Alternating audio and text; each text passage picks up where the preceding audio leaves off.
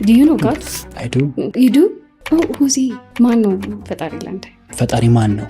ዩዥሊ ይሄ አሁን እቺ ጥያቄ ለምሳሌ ፈጣሪ እግዚአብሔር ነው። ኦፍ ኮርስ እኛ እግዚአብሔር እንለዋለን፣ ብዙ ስሞች ይኖሩታል፣ ግን እግዚአብሔር የሚለው አንድ የሚገልጸው ስም ይሆናልና አሁን አንተ ማን ነው ወይም ደግሞ ገሌ ማን ነው ብትይ ስሙን ከነገርኩሽ በኋላ ባቆም ያን ሰውዬ ወይም ደግሞ ያን አካል ምን ያህል አውቀዋለሁ የሚለውን በምን ያህል ፐርሰንት ፉሊ ትወስጂዋለሽ? I don't know ያንተ ኤክስፒሪየንስ ነው። ምን ልልሽ ፈልጌ ነው የሆነ ሰው ፈጣሪን አውቀዋለሁ ሲል ስሙን እንዲነግረን አይደለም ኤክስፔክት ብናደርገው ነው። ላይክ ኤቭሪዋን ኢትዮጵያ ውስጥ ያለው ማጆሪቲ ሰው ክርስቲያን ከሆነ ፈጣሪ ማን ነው ይባል እግዚአብሔር ይላል።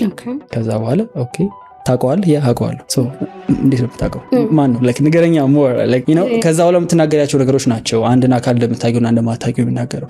ለዚህ ደግሞ እኛ ስንማረው ቤተክርስቲያን አሁን እግዚአብሔርን ማወቅ ስለ እግዚአብሔር ማወቅ ሁለቱ የተለያዩ ነገሮች ናቸውና የሰው ልጅ የሚያውቀው እግዚአብሔር በጣም በጣም ጥቂት የሆነች እጅግ በጣም ሽራፊ ነች በምናውቃት ልክ። ያውም ደግሞ ቤተክርስቲያን እንዲህ ነው ብላ ካስተማረችን እኛ ደግሞ ፐርሰናሊ እንዲህ ነው ብለን ደግሞ የምንማረው ደግሞ በራሳችን ኤክስፒሪየንስ ደግሞ የምናደርገው አለ።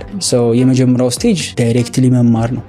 ከዛ ሁለተኛው ደግሞ ኤክስፒሪየንስ ማድረግ ይመጣል። ራሳችን ኤክስፒሪየንስ እናደርጋለን ደግሞ በህይወታችን። ሶ ለኔ ህይወት እግዚአብሔር ምንድነው ከሆነ ዮናስን ማንንም ከሚያውቀው በላይ የሚያውቀው እግዚአብሔር ነው። ከመጀመሪያውም እስከ መጨረሻውም ድረስ ያውቀዋል።